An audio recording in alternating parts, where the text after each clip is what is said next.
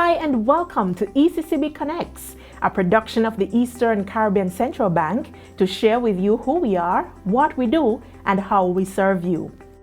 On this episode, Governor of the Eastern Caribbean Central Bank, Timothy N.J. Antoine, wraps up his 2023 country outreach missions to member countries, with Antigua and Barbuda being his final stop. We'll have the details after this message. EC Polymer Notes, our new money. Here's how you can detect genuine EC polymer notes. Feel. Polymer notes feel smoother than the material from which paper notes are made. Look. Look for the clear window at the front and back of each note. This window allows you to see through the notes. If you hold the notes up to the light, you'll see the value of the note in an area of plain colored print. Tilt. A holographic foil is on the $100, $50, and $20.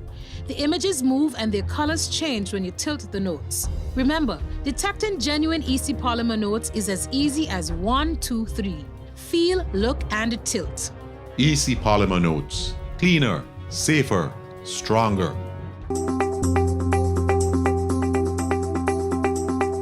Thanks for staying connected. Governor of the Eastern Caribbean Central Bank, Timothy N.J. Antoine, and his delegation wrapped up his 2023 round of country outreach missions with engagements in Antigua and Barbuda from 12th to 16th June. While in Antigua, Governor Antoine met and discussed key issues with the Honorable Prime Minister Gaston Brown and paid a courtesy call on the Governor General's deputy, His Excellency Claire Roberts. The Governor and his team made a presentation to the Cabinet of Ministers on the ECCU's performance and prospects under the theme Repositioning for Excellence and Sustainability. They also met with the Leader of the Opposition as well as members of the Barbuda Council. The ECCB delegation also engaged with social partners, including civil society, labor unions, churches, the youth, members of the Chamber of Commerce and Industry, and the Antigua and Barbuda Bankers Association. A visit to the ECCB's mentorship school, the T.N. Kernan Primary, was also on the governor's agenda. A tree planting exercise was carried out at the school as part of activities to celebrate the ECCB's 40th anniversary this year. The governor's country outreach mission to Antigua and Barbuda concluded with a session with the local media. The media practitioners inquired about some of the issues that the people of Antigua and Barbuda raised with the governor during his various engagements on the ground. They also posed questions relating to the Eastern Caribbean Partial Credit Guarantee Corporation, what the ECCB can do to encourage more residents of Antigua and Barbuda to invest in financial instruments, and how does the ECCB see the role of credit unions in the financial space. We're pleased to share with you excerpts from the governor's engagement with the media.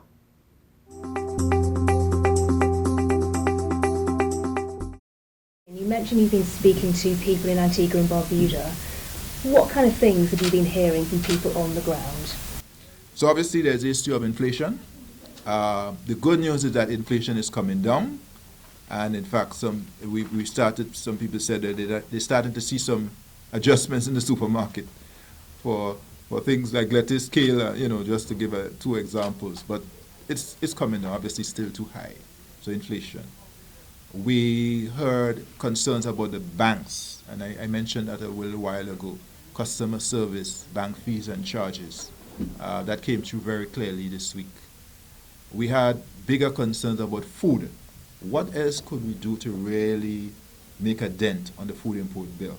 That created quite a lively discussion. We heard concerns about business, the doing business environment, and the need for it still takes too long. Those are some of the things. Obviously, on the economic side, the fiscal, we have had significant discussion about the need to continue to improve the fiscal accounts here in Antigua and Barbuda. And I referenced the fact that with the low tax effort, perhaps with a more efficient collection system and an honest conversation nationally about what is the appropriate level of taxation to address the services required by Antigua and Barbuda, and especially or particularly to deal with the question of the high payables, the domestic arrears, because these are small businesses in many instances. They have families, they have businesses. How can they be better serviced, receive more timely payments, faster payments? That was clearly one of the issues. Well, we spoke about other things as well, the social security, and the need to constantly look at social security and ensure its sustainability. And looking at the reforms, we shared what is going on across the region. So not just here in Antigua and Barbuda, but across the currency union, what the countries have done with respect to parametric reforms, and pointing out, obviously, the things that are potentially, should be potentially pursued to strengthen the sustainability of the system. The credit guarantee scheme, I know that it's in place, but have you gotten any feedback? And you did mention that you spoke to the banks about that. Right, sure. So under partial credit guarantee, the banks committed to be more involved in promoting the program and in actually using the program. There are some reforms. So the CEO of the Partial Credit Guarantee Corporation has been making the rounds, engaging with banks directly to understand what the issues are. Why are you not moving faster? And several things have come to the fore. For example, the banks have said it takes too long to get an approval from the partial credit guarantee when they actually send something. So they admit they're not sending enough, but they were saying when we send it's still taking too long.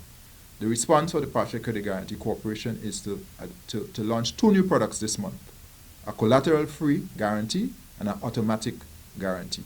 Essentially, with certain parameters, the banks can approve them and they go through as automatic approvals. The corporation, this is the Partial Credit Guarantee Corporation, has hired accountants in each country to help with the paperwork, because the truth is, to get it ready for consideration, it's been almost for many an insurmountable hurdle. The banks, as you say, have their own requirements. Most small business people don't have the capacity to handle that, and they're stuck, or they're dependent on the bank who's asking them for all sorts of things, and people are getting frustrated and giving up.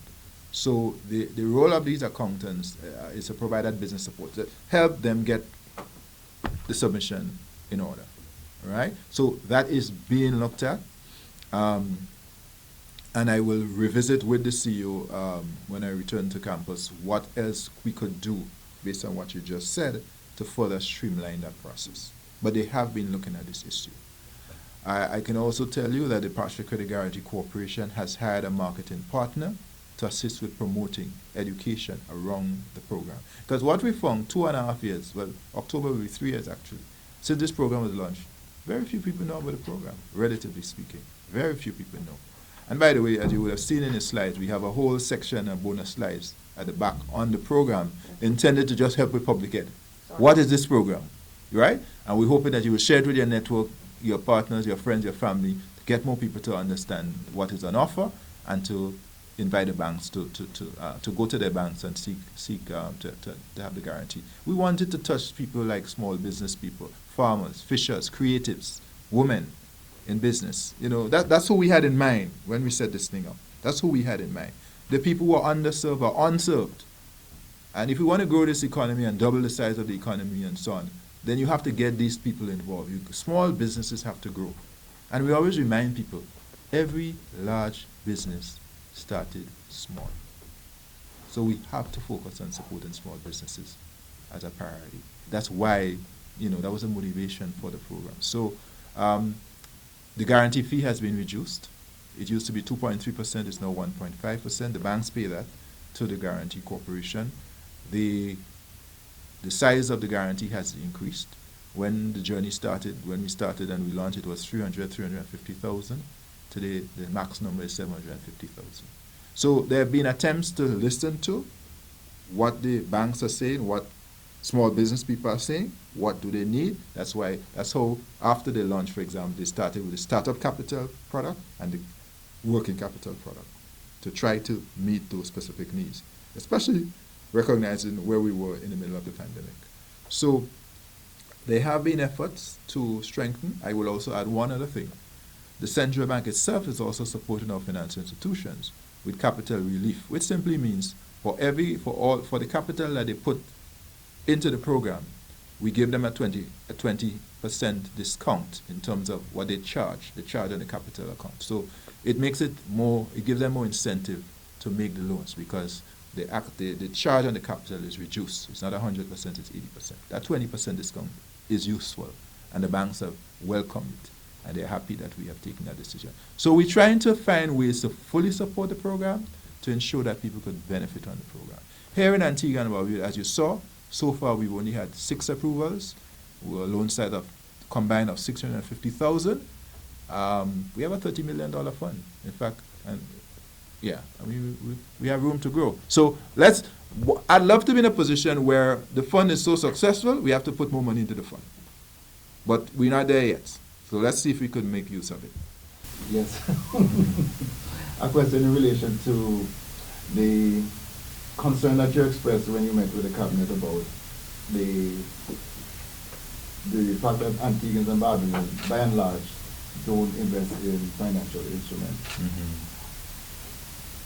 I would think that part of it may be because people may not fully understand them and so on. And I was wondering, as the government is seeking to promote this, Mm-hmm. what sort of assistance or what role would the bank, the ECCB, play Mm-hmm. in helping to promote the idea of investing in financial instruments? Right, so first things first, we are soon completing a financial inclusion and literacy survey. In fact, we've already completed Antigua and Barbuda. We're just trying to wrap up Anguilla. So all the other countries have already been done. That survey was done to give us a better understanding, insights into the financial literacy and financial inclusion or lack thereof of the citizens and residents of the currency union, and to help us with a strategy. So that's the first thing. Be scientific. Get empirical basis to determine a strategy. So we just did that with support from the World Bank. Secondly, we are supporting the establishment of mutual funds. Mutual fund was recently launched last month by the Unit Trust of Trinidad and Tobago, but in St. Lucia it will be throughout the countries. One of the things about that's important is that the minimum investment side is 100 US or 270 EC. Why is that important? Because we want to make sure the barriers to entry are low. Almost anybody or everybody should be able to participate. It should not be so high that people feel excluded. Remember, it's financial inclusion. You got to feel that you have access. We are also going to be doing some significant additional public education. So the mutual fund itself will be doing its own public education to tell people about the opportunities and also to educate them on risk, because investments have risk, and we need to make sure people understand that. But I will tell you, Mr. Barnes, that this is far less risky than cryptos, which some of our people are investing in. And so, one, people have money to invest, contrary to what some may say, because they are investing. But two, we want to make sure they don't get hurt, with their hard-earned money. And so we believe that with these, with the strategy, with the public education, with the new vehicles like the mutual fund, that there will be opportunities. And what we want to see is our people do more investing. You're good savers. There's over $5 billion in the banking system in Antigua and Barbuda in terms of deposits. But we'd love to see more people invest. In fact, I've shared the number in the currency union that only 1 in 25 or 4% of our people are actually investing in the regional and international capital markets. 4%. You know what that number is in the United States? 60. 3 in 5. So it's an untapped opportunity. We're saving. We're complaining about the 2%. The 2% isn't going to get higher. If anything, it's probably going to get lower over time. It's not going to get higher. The reason why it won't get higher is because of the excess liquidity. Deposits are growing faster than loans. So there's no basis for increase that rate, to be honest. It's one of the highest in the Caribbean, as it is. And the only reason why it's so high is because the central bank, through the Monetary Council, insists that it be 2%. If we did not insist, or we withdrew and allowed the market to determine that rate, it would be less than 1% right now, probably 0.5. The credit unions, I know the emphasis on it is from the central bank, is at the level of the commercial banks. Mm-hmm. But how do our credit unions fit in terms of the overall financial space and the management from the perspective of the central bank? The credit unions are very important in our financial system. Across the currency union, they account for at least 15% of the financial system, and they're growing. Our largest credit unions are larger than our smallest banks. They're important. Our position has been, certainly during my tenure, is to engage them and to look for ways to collaborate. So today, we have passed, or through our governments, I have signed and the governments have gazetted a change of rules to allow credit unions access to the clearance. That is something yes. They've not started yet, but the rules have been changed. That was the first thing. You had to change the rules because the rules said only banks or only entities licensed by the central bank.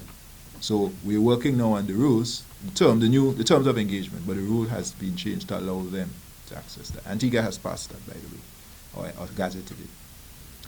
They also want access to the credit bureau, which is coming, the partial credit guarantee, and eventually deposit insurance. So the credit unions want all of the offerings of the ECCB. Well, most of the offerings, not all, because the truth is, what some of them don't want is direct oversight by the ECCB, because in their words, they fear that they will be treated like banks.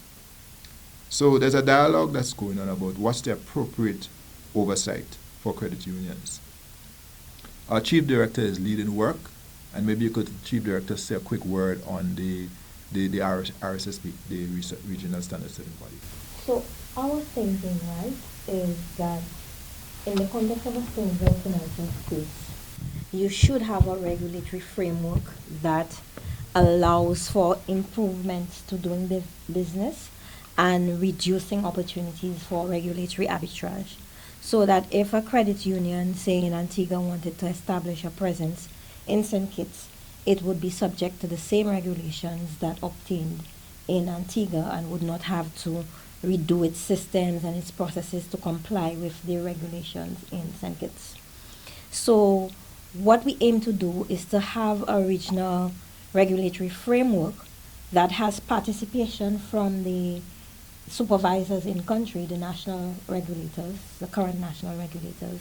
So we would have a regional regulatory apparatus which would be implemented in terms of the supervision at the national level. So you would have similar treatment, the same rules and regulations applying across country, so that would strengthen the single financial space while having the existing national regulators be the supervisors in country. That's an example of what thank you, Chief Director, of what we call the optimal regulatory framework, working with our non-bank regulators.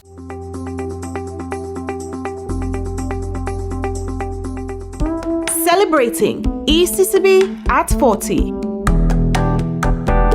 Did you know that the first ECCB agency office was opened on October 1st, 1984 in Grenada, paving the way for the expansion of the ECCB's physical footprint to all of its member states? Now you know. Celebrating ECCB at 40.